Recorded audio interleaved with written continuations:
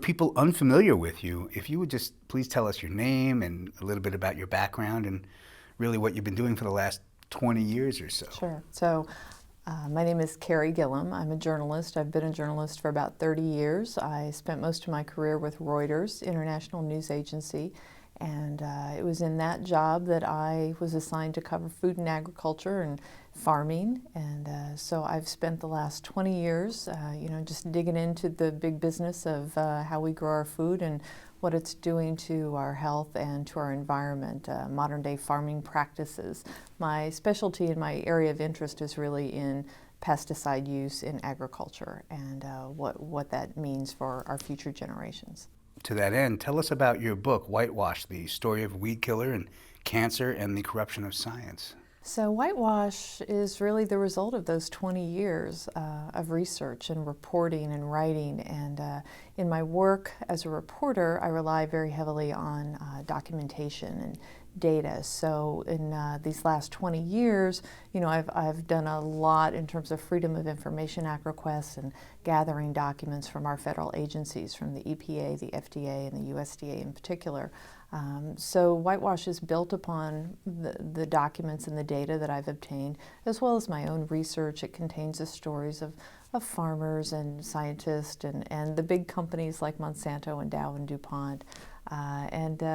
It really is an expose, is how people have described it, of how we've come to be so dependent in agriculture on pesticide use and what this indiscriminate use of pesticides is doing to our health and doing to the environment.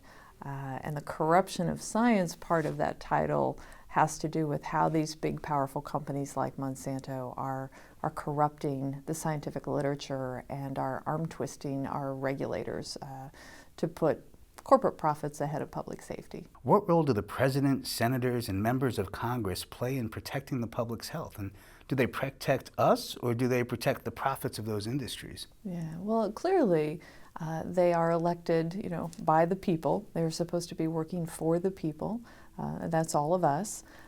But unfortunately, what you see, and you see it in the big business of agriculture, but you see it in other industries as well, very powerful and wealthy corporations really hold sway in Washington. And you see it in my book, in Whitewash. I lay out a lot of the evidence that these lawmakers and policymakers, people in the administration, they really are doing the bidding of the giant corporations in many respects, and they definitely are putting corporate profit ahead of public interest. What role does the USDA, EPA, CDC, FDA, and other governmental agencies play in protecting the public's health from dangerous chemicals or GMOs? Do they protect us or protect the profits of those industries? So the EPA, is sort of the core regulator that is supposed to regulate pesticide use and chemicals that are in our environment. And FDA has to do with food, and of course USDA with agricultural practices. And all three of them have really been letting us down in a number of ways. And I document a lot of that in my book. I've written extensively about that over the years. It's very sad, it's very frustrating.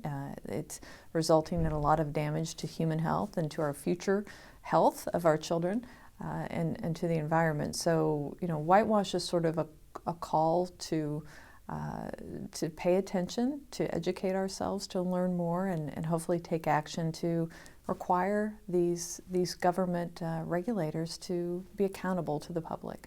What role does the mainstream media play in protecting the public's health from unsafe chemicals and GMOs? Do they protect us, or do they protect the profits of the industries?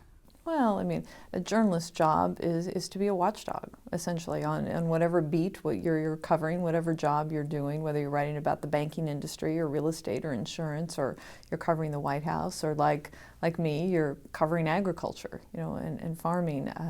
We are not supposed to protect the public as much as we are supposed to inform the public as to what is truthfully happening with public policy, with events and activities that affect their lives, and that's what I'm doing.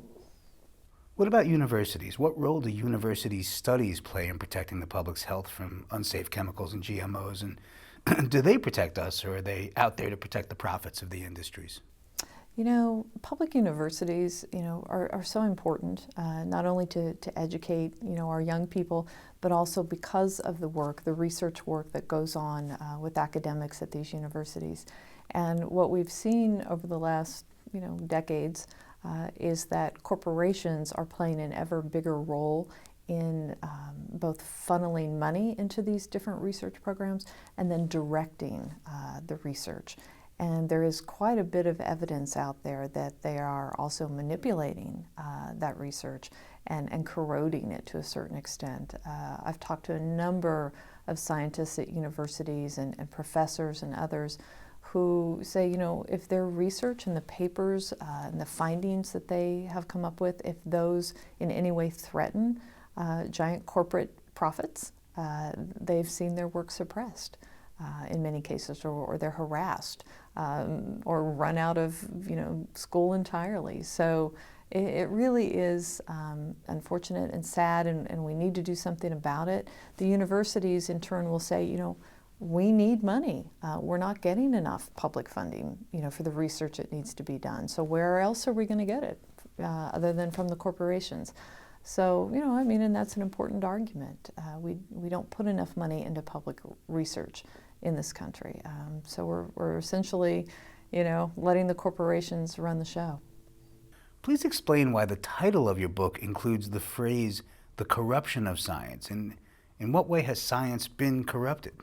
So what we've seen recently is really evidence of, there's nothing really else you can call it, the corruption of science. In my book, I focus on Monsanto, big agrochemical company, and a lot of documents that have come out through litigation recently and documents that you see in Freedom of Information requests show very clearly that this company has spent decades, literally decades, manipulating the scientific literature, published peer-reviewed journals that are supposed to be sort of a bedrock of what we understand to be authentic science. And we see Monsanto talking internally about ghostwriting papers, trying to pay people whose names will appear on these papers, but really Monsanto is the one doing the writing and doing the manipulating. And we have multiple examples of this corruption of the scientific literature. But you also have situations, other examples where Monsanto or Bayer or DuPont or other companies are funneling money to academics who are putting forth scientific findings or trying to weigh in on scientific policy. And again, they look like they're doing this independently, but in fact they're being directed oftentimes by the corporations.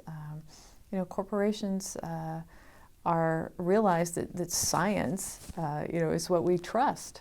It's what we rely on. And so if they can own it and they can control it and they can drive it, it's very powerful and important for them. And that's what we see that they're doing. What has the science shown to be the health consequences of glyphosate? There's a lot of science out there on glyphosate. Glyphosate is the main ingredient in Roundup, Monsanto's herbicides, and hundreds of other herbicide products sold around the world. Glyphosate by itself, there's quite a body of literature on that, but glyphosate in formulated products that people actually buy and use is something different, and that in fact is found to be much more toxic than glyphosate by itself when you combine it with surfactants and other chemicals in Roundup or in other products. So there's a host of epidemiology studies, toxicology studies, mechanistic data, and the weight of evidence, according to our international cancer experts, tell us that this is a probable human carcinogen. Glyphosate has also been found to be connected to reproductive problems, problematic birth outcomes for people.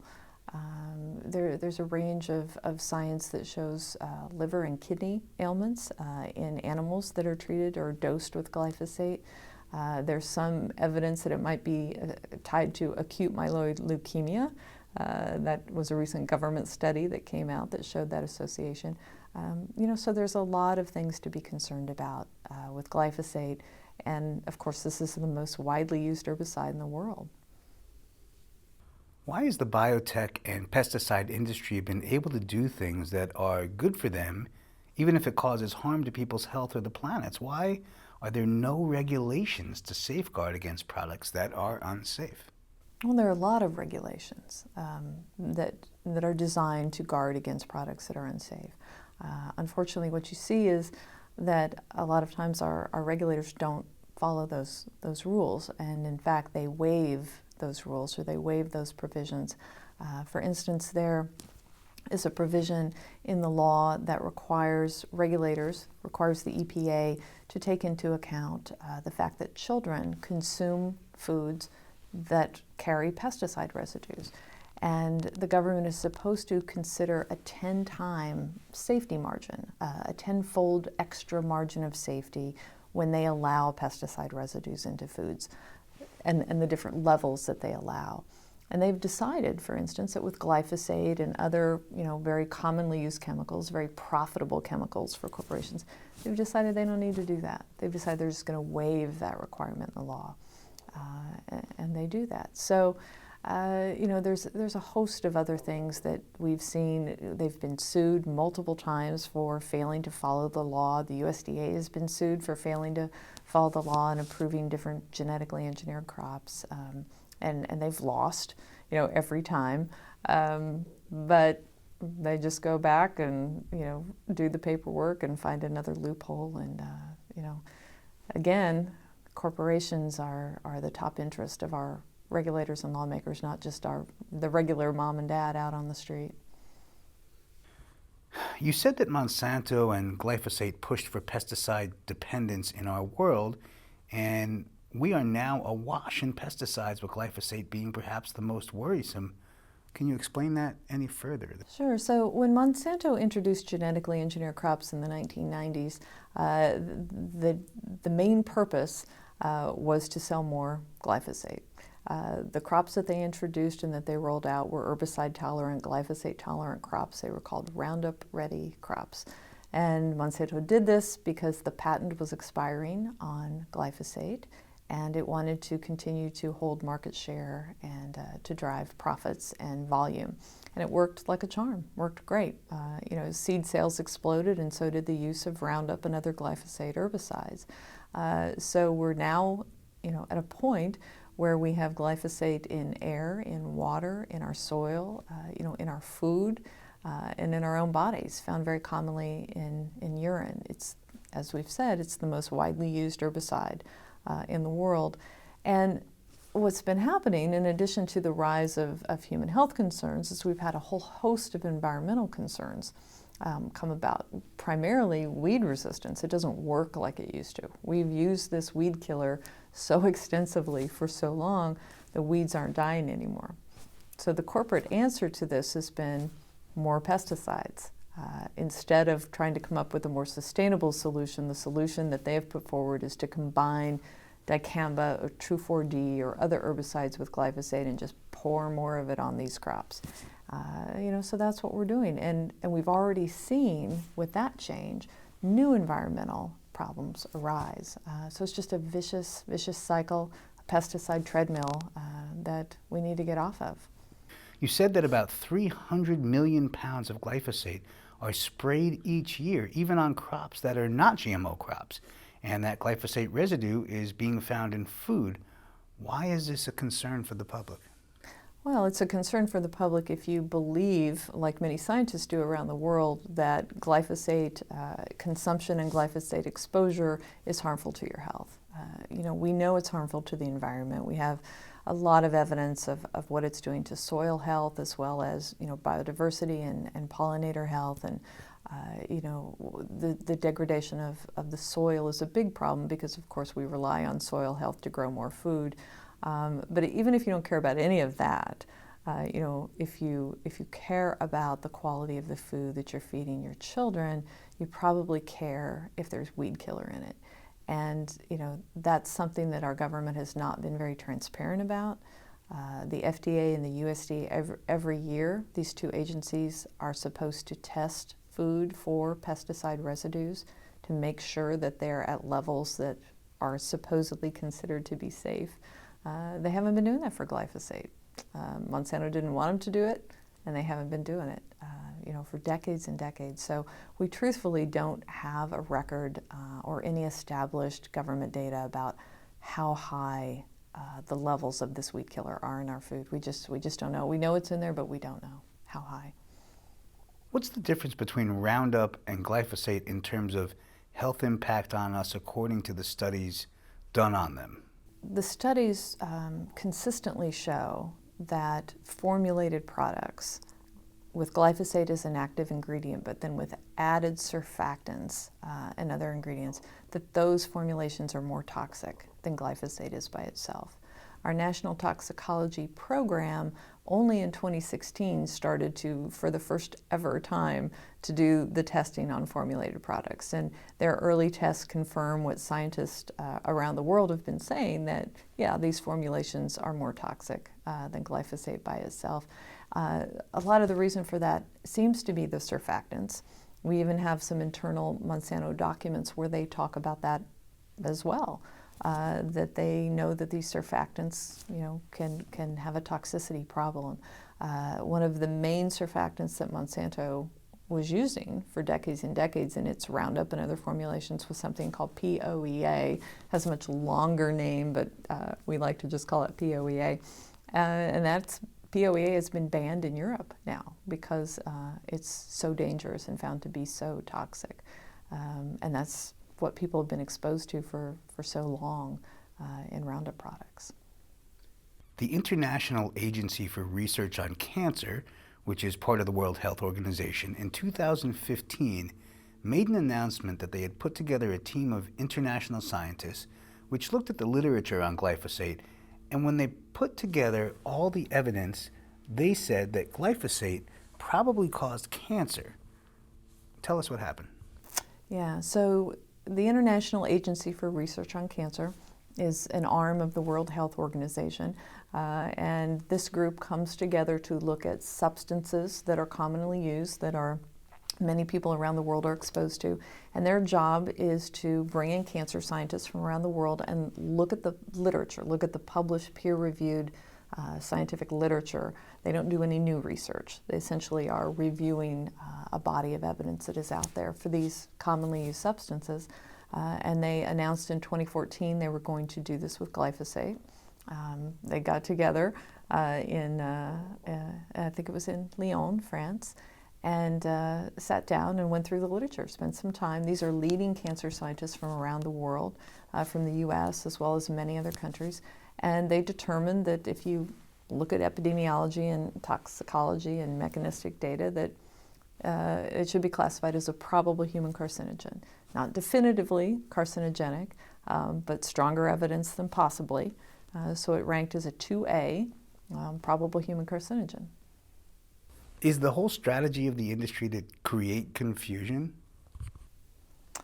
There's a book, I think, or a famous saying about manufacturing doubt, right? And so we've seen this with different industries. We saw this with the tobacco industry. There's sort of a playbook out there that these corporations follow, and we've gleaned enough information from internal documents from different companies that we know that this is a playbook that they follow, and there are companies and PR operatives and others that they can hire to try to game the system and try to push propaganda out there through different avenues to confuse consumers, to confuse farmers and lawmakers a lot of times. I mean, we have a very classic example with Monsanto and IARC.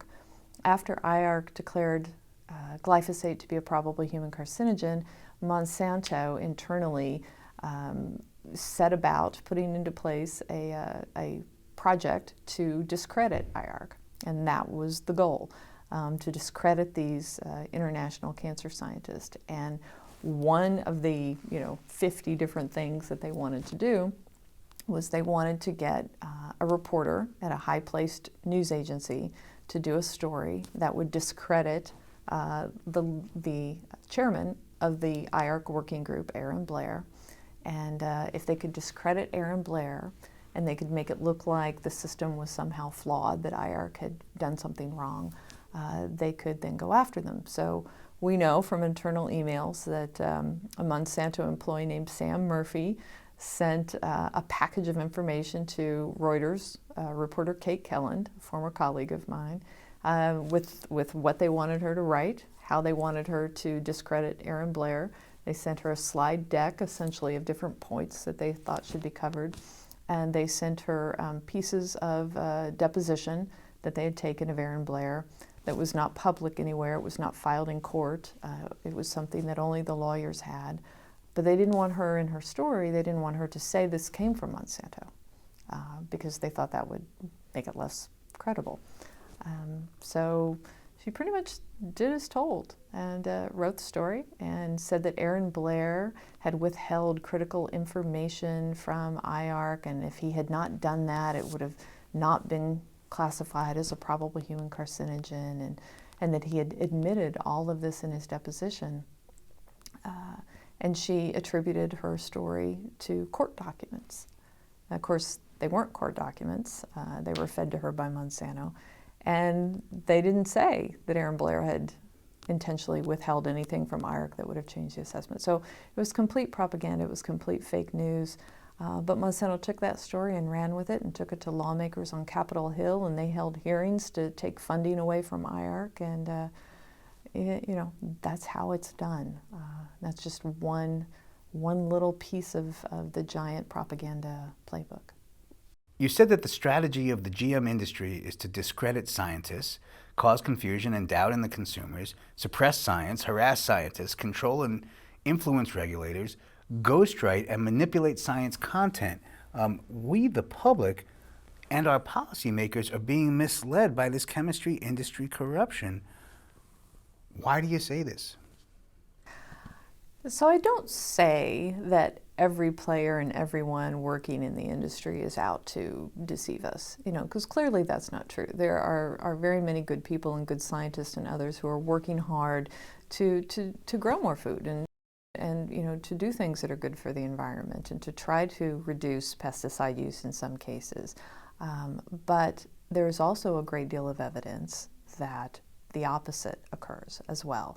That when scientific evidence builds about the danger of a product, or we see how it is harmful to the environment, that rather than respond in an appropriate and responsible manner that's protective of public interest, what we see time and time again is the corporations working to protect their own interest and working to suppress science that shows evidence of harm with their products.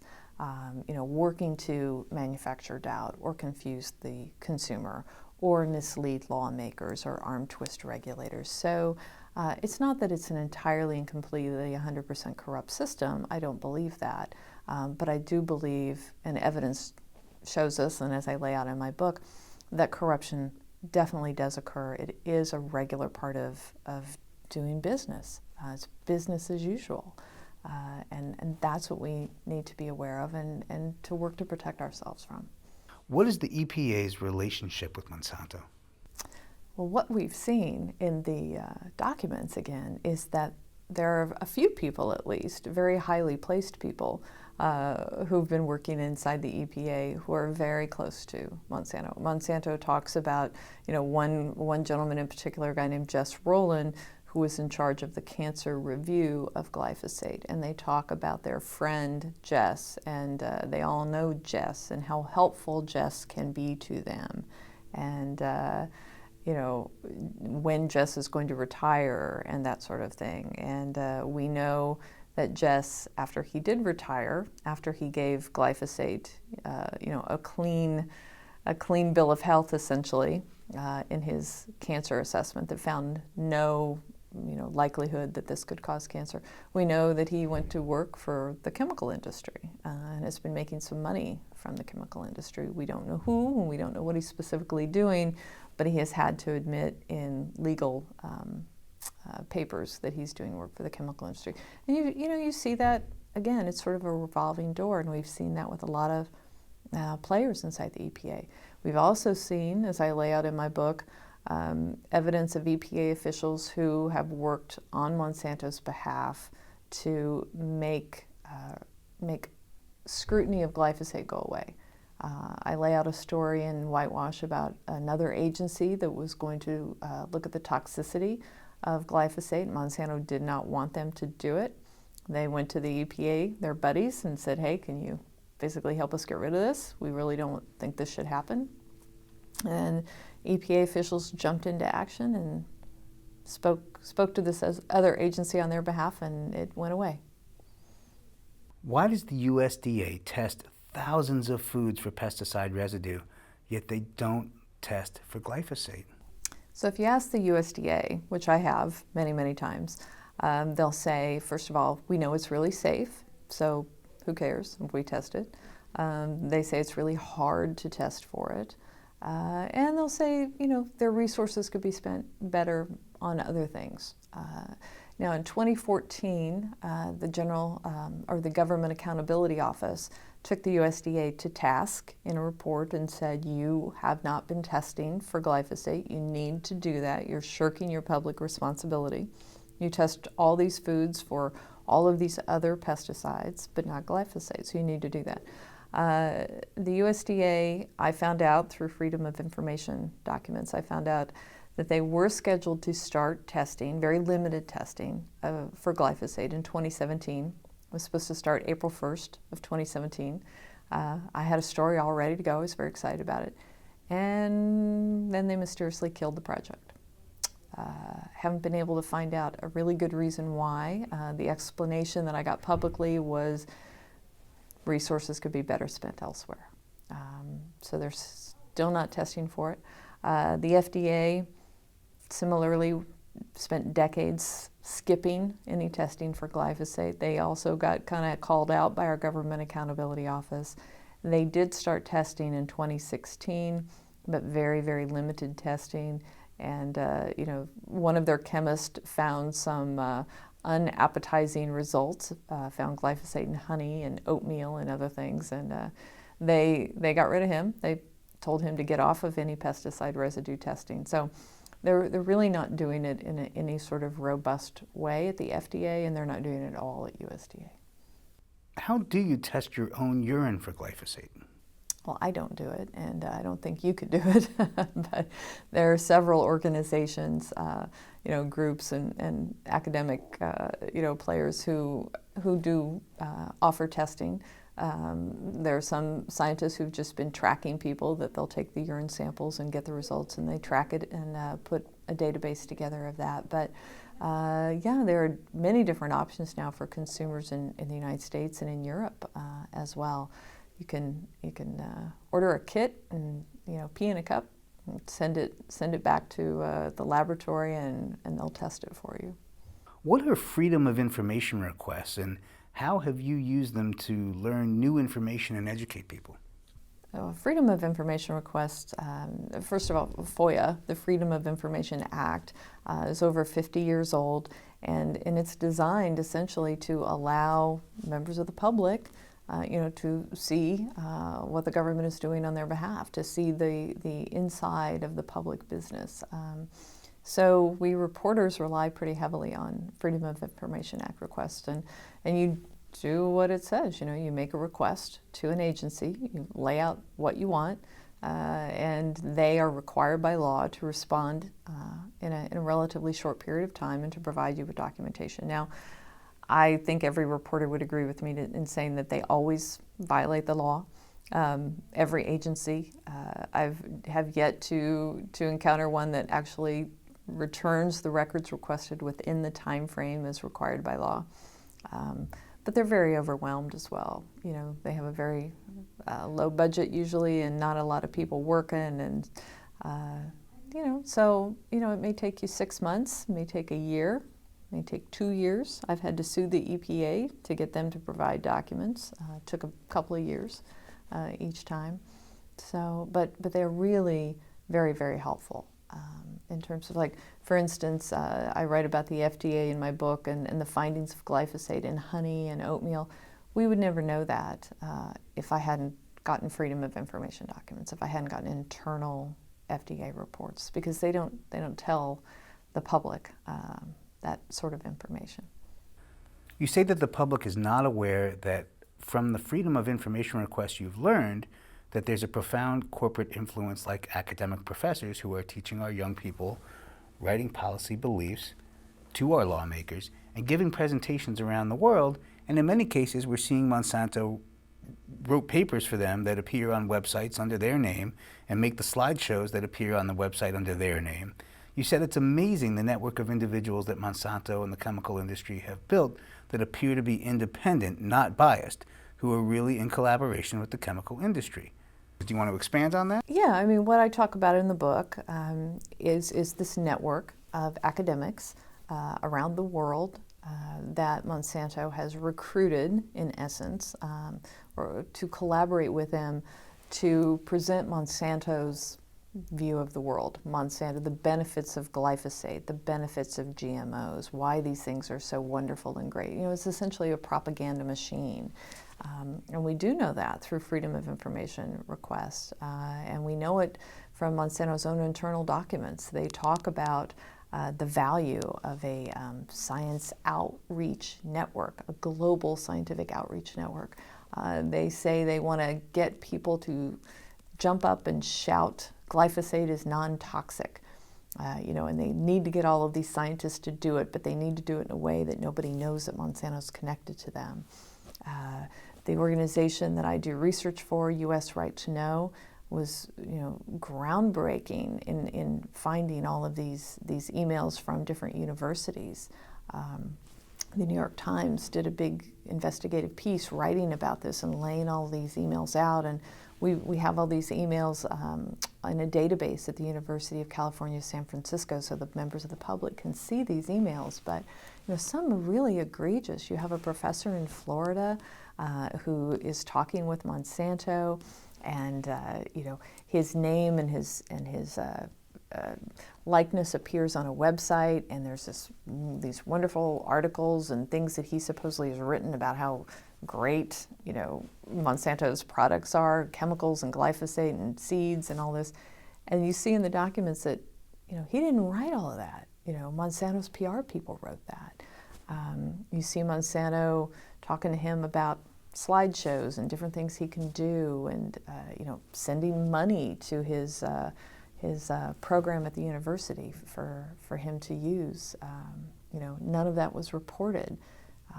You see him telling them where to send it so that it won't have to be publicly reported. I mean, it's just a whole network where money is changing hands, and these scientists are going out into the world and acting like they're speaking independently when in fact they are speaking on behalf of Monsanto. And, you know, again, it's the duplicity that is the problem.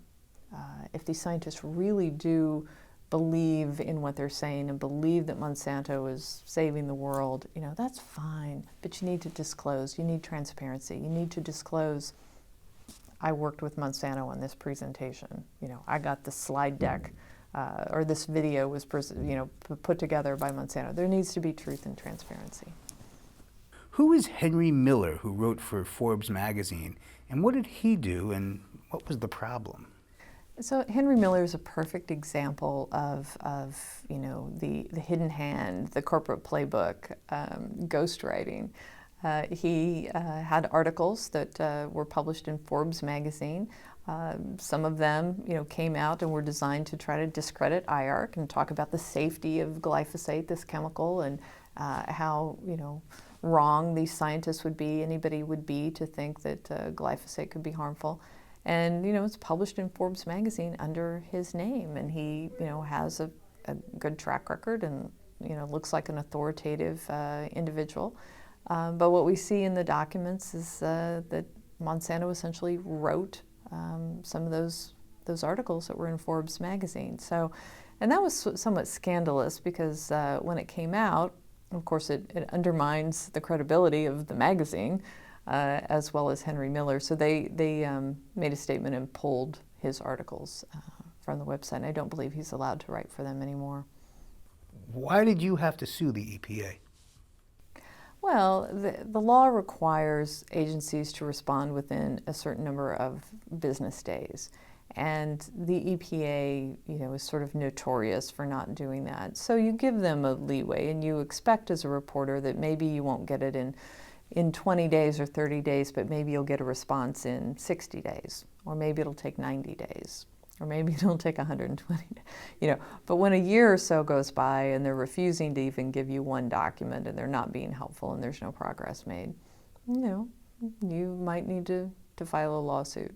And that's what I've done a couple of different times. And then they give you the documents and then they pay your attorney's fees and then you move on.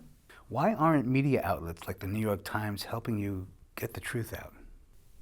I think they are. I think a number of media outlets are very committed to truth and transparency. I mean, that's sort of the bedrock of journalism. There are a lot of good reporters trying to do a lot of good things out there. I am different now because I have the luxury of time. Now that I'm no longer at Reuters and I'm working for a small nonprofit and I'm writing books, I can spend hours and hours and hours on freedom of information requests and poring through thousands of pages of documents. And I have the luxury of being able to really dive deeply in, and some news outlets do not. But many do, and you're seeing really good reporting from many outlets in Europe, and as well as the New York Times and many others. So there's not a lot out there, but there's some. Do farmers want genetically modified crops and the chemicals that go with them? If they don't like it, why do they keep buying it? Well, I think you've just answered your own question. Obviously, if farmers didn't find value in these products, in these crops and chemicals, they wouldn't buy them. When I first started reporting on this in the 1990s and would go talk to farmers about these new wonderful Roundup Ready crops, I mean, they loved them. It made their job so much easier.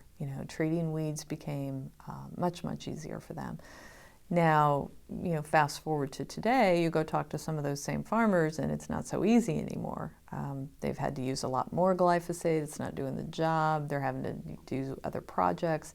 I've talked to some farmers who are still using the Roundup Ready system, but they're also having to start tilling their fields again, which was one benefit of the Roundup Ready system. Supposedly you didn't have to till your fields.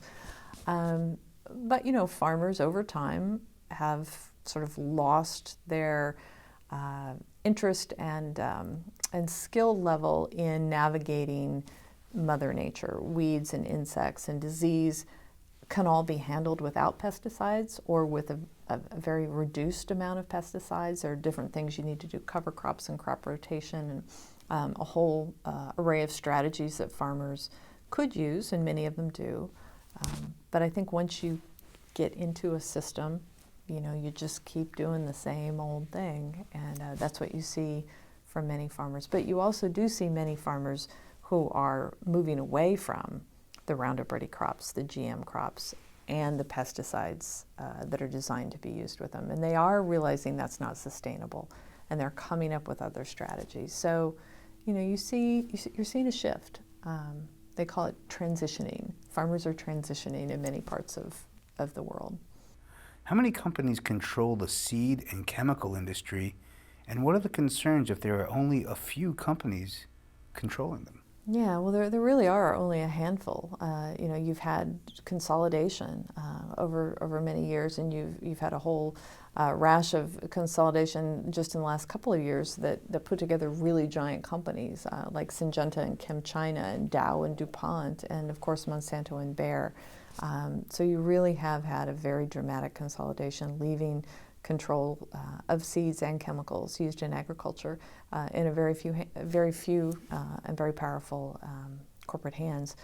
Regulators, are supposed to look out for this sort of thing, monopolies, and they're supposed to ensure, adequate competition.